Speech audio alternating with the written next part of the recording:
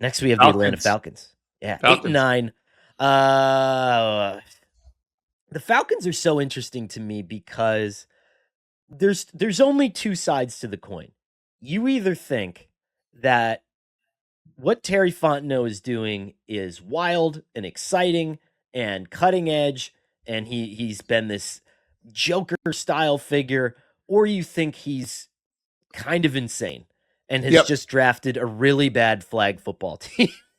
Right? I mean, and I hate to say it like that, but you kind of botched the Kyle Pitts thing.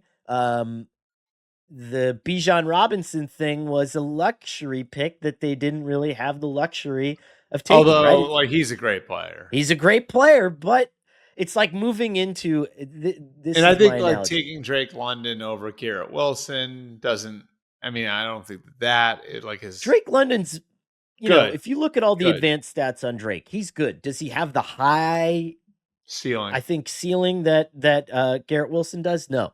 But to me, what the Falcons have done is they've bought a little apartment in the city and they're kind of stretched up against their budget and they need to go to IKEA and get furniture, but instead they go to like Bergdorf's and they buy a $9,000 sculpture. I don't even know if they sell that stuff. I don't know what Bergdorf's is. I was watching Inventing Anna on Netflix the other day. So I'm trying to get into my high class mode here as we hit the summer. But that's kind of what it felt like to me, where it's like you kind of need a couch, you need a garbage can, you need a countertop, you need a blender, but they're like, nah man, we're just gonna get fancy with it. And could have worked, hasn't really worked, haven't won. Last year was the first time, 8 wins, that was their best year since like 2017, something like Right. that, Yeah. 2018. It's So so it's either good or bad, right? And the optimistic expectation is that Michael Penix takes off.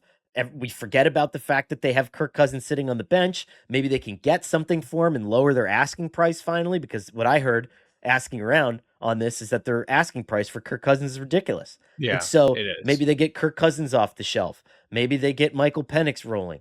And And it's the maybe money on Kirk is like they want another team to to take the money, basically, which yeah. who has that money right now to Right, take in on Kirk Cousins' June. contract at Yeah, this point? yeah. Yeah, in June. So Yep.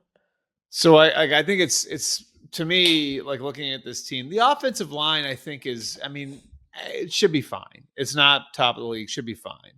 Um Defensively, like on the back end, they're pretty good. The skill position players, pretty good.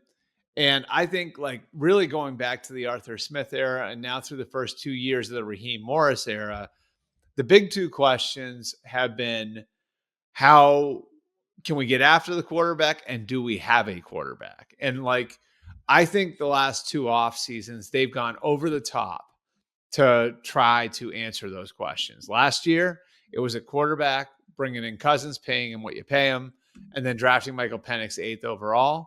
And then this year, they doubled down on pass rushers and taking Jalen Walker, who they didn't expect to be available at 15, then trading back into the first round, flipping their pick for next year to the Rams to go and get James Pierce.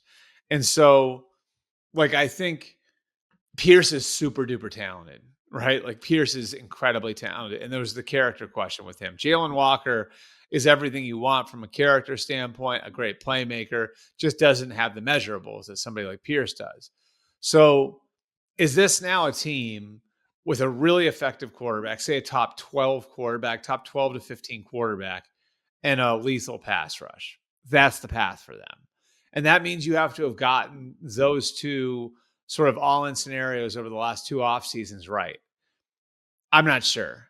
I'm not sure if they're there. It's hard to say because obviously you haven't seen the pass rushers and pads yet. And Penix, like, I think there's reason to be optimistic, but we didn't see a ton of him last year either. I don't know how you can, and that's what's tough for me. I don't know how some people are as high on Penix as they are, Yeah. because we had such a limited sample size, and we also had He a was a fraction situation. of what, like, Drake May got, and you didn't see a ton of Drake May either. Drake May played 10 games, and it was a fraction of that. Right. And Drake May played tough with a way worse roster. And so I don't know, man. I've here's the thing: are most of the tent poles there? Do you have a good offensive line? Yes. Do you have an offensive coordinator who, if you ask other coaches about him around the league, they would say this guy is a genius? Yes. With Zach Robinson, for sure. Do you have elite playmakers? Yes. The question is, and I guess you could say that they addressed it because bringing in guys like Jeff Ulbrich, double drafting edge rushers, which I don't know if it was good or not good, but you have you've tried to remedy the problem. So I would say this: the ingredients are there.